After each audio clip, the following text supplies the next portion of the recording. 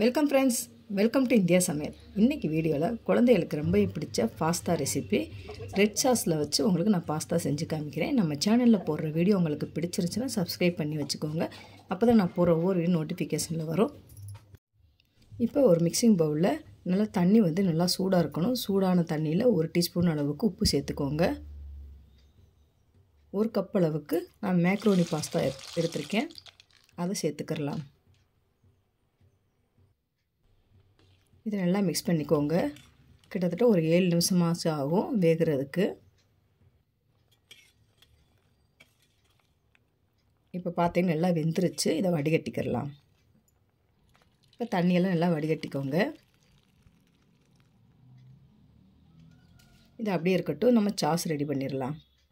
நான் 5 தக்காளி எடுத்திருக்கேன். அது மேலாப்பில் இருந்த மாதிரி இந்த காம்பு எடுத்துருக்கோங்க.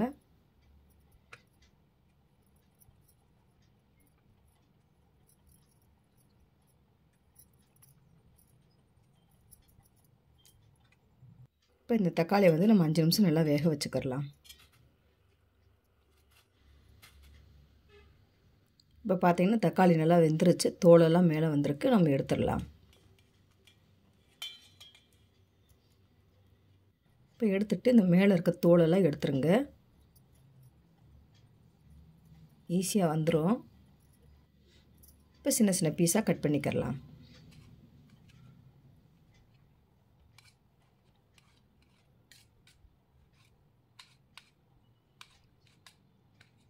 இந்த மாதிரி சின்ன சின்ன பீஸாக கட் பண்ணியாச்சு.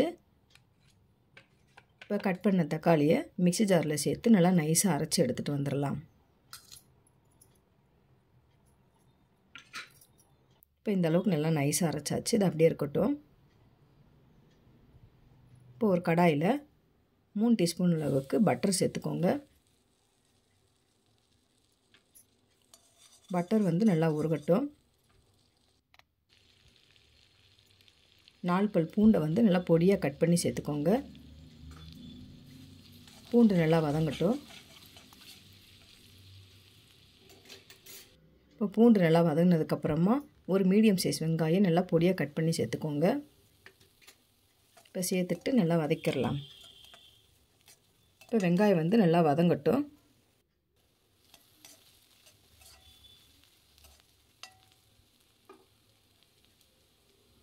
இப்போ சில்லி ஃப்ளேக்ஸ் 1/2 டீஸ்பூன் அளவுக்கு சேர்த்துக்கோங்க. 1/2 டீஸ்பூன் அளவுக்கு மிளகுத்தூள் இப்போ சேர்த்துட்டு நல்லா கலந்து விட்டுக்கரலாம்.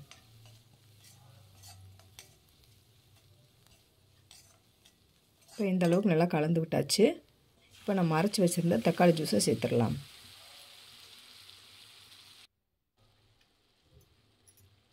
உப்பு சேர்த்துக்கோங்க. ஆல்ரெடி நம்ம பாஸ்தாவில் உப்பு சேர்த்துருக்கோம். இதில் கொஞ்சம் உப்பு சேர்த்துக்கோங்க. சேர்த்துட்டு நல்லா பச்சை வாசனை போகிற அளவுக்கு நல்லா வேகட்டும். இப்போ நல்லா வெந்துருச்சு. 2 டீஸ்பூன் அளவுக்கு டொமேட்டோ சாஸ் சேர்த்துக்கோங்க.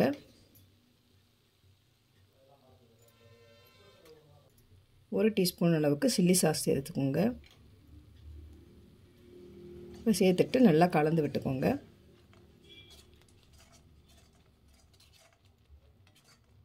இப்போ பார்த்தீங்கன்னா நல்லா வெந்துருச்சு. இப்போ நல்லா வெந்துருச்சு. இப்போ பாஸ்தாவை ஆட் பண்ணிக்கிறலாம். ஸ்டவ்வை நீங்கள் நல்லா லோ ஃப்ளேம்லேயே வச்சுக்கோங்க. சேர்த்துட்டு இப்போ நல்லா கலந்து விட்டுக்கிறலாம். இப்போ நல்லா கலந்து விட்டாச்சு. இப்போ நான் சீஸ் ஆட் பண்ண போகிறேன். நீங்கள் எந்த சீஸ் வேணுமாலும் சேர்த்துக்கோங்க. சீஸ் நல்லா மெல்ட் ஆன பிறகு நல்லா மிக்ஸ் பண்ணிக்கிறலாம்.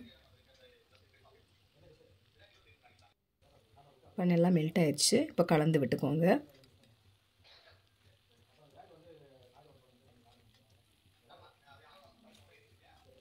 சூப்பரான பாஸ்தா ரெடி ஆயிடுச்சு. இதை வேறொரு பவுலில் மாற்றிக்கிறலாம். ஹெல்த்தியான பாஸ்தா ரெசிபி ரெடி ஆயிடுச்சு. நீங்களும் இந்த மாதிரி ட்ரை பண்ணி பாருங்கள். ட்ரை பண்ணி பார்த்துட்டு கமெண்ட் பண்ணுங்கள். உங்களுக்கு இந்த வீடியோ பிடிச்சிருச்சுன்னா லைக் பண்ணுங்கள், ஷேர் பண்ணுங்கள், கமெண்ட் பண்ணுங்கள். உங்களை நான் வேறோட சந்திக்கிறேன். பாய். தேங்க்ஸ் ஃபார் வாட்சிங்.